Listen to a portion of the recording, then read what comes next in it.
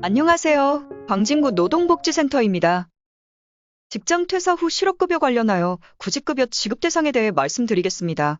먼저 실업급여를 받을 수 있는 조건은 다음과 같습니다. 첫째, 이직 또는 퇴직 전 18개월간 피보험 단위 기간이 통산하여 180일 이상, 즉 실질 근무일이 180일 이상이어야 합니다. 초단시간 근로자의 경우는 24개월입니다. 둘째, 근로 의사와 능력이 있음에도 불구하고 취업하지 못한 경우이고, 셋째, 재취업을 위한 노력을 적극적으로 해야 합니다. 넷째, 이직 사유가 비자발적이어야 합니다.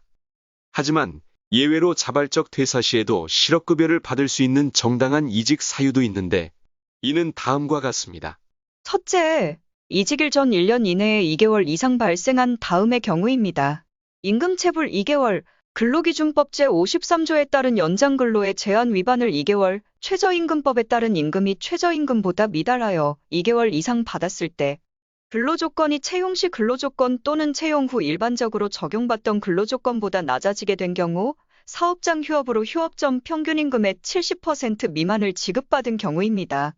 둘째, 직장 내 괴롭힘, 성희롱, 성폭력을 당한 경우. 셋째, 종교, 성별, 신체장애, 노조활동 등을 이유로 불합리한 차별 대우를 받은 경우. 넷째, 사업장의 도산 폐업이 확실하거나 대량의 감원이 예정되어 있는 경우. 다섯째, 사업장 이전, 정근 등으로 출퇴근이 왕복 3시간 이상의 경우.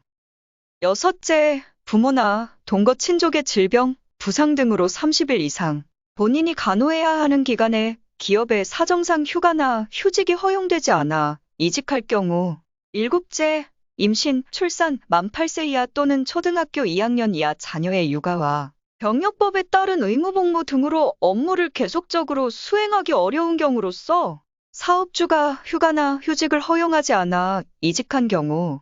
여덟째, 질병으로 인한 업무 수행이 곤란하고 업무의 전환이나 휴직이 허용되지 않는 경우. 아홉째, 정년의 도래나 계약 기간의 만료로 회사를 계속 다닐 수 없게 된 경우.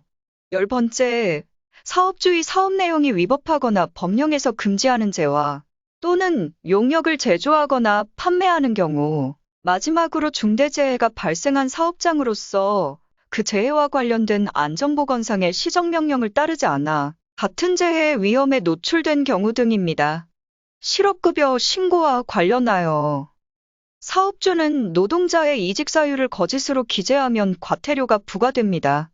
또 구직급여 대상자가 주의할 점은 구직급여는 퇴직 다음 날로부터 12개월이 경과하면 소정급여 일수가 남아있다고 하더라도 더 이상 지급받을 수 없습니다.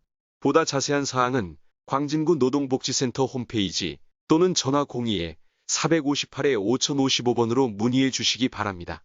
감사합니다.